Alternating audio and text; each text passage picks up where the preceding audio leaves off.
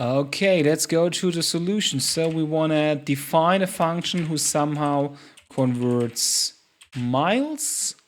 So it's a mile converter, and it gets the input value kilometers, which then gets transferred into miles.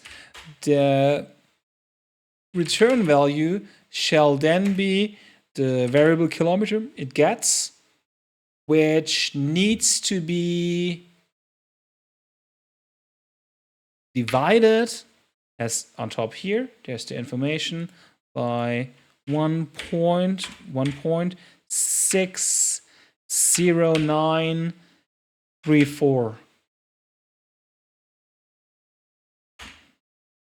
When you did it too often, you gotta love the metric system for its easier way.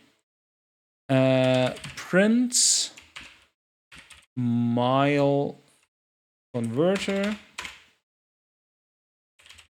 So if we want to know how much miles 100 kilometers are, then that should be give us the answer, and it is 62 miles. Cool. Thanks. That was it with Python reinforcement retro.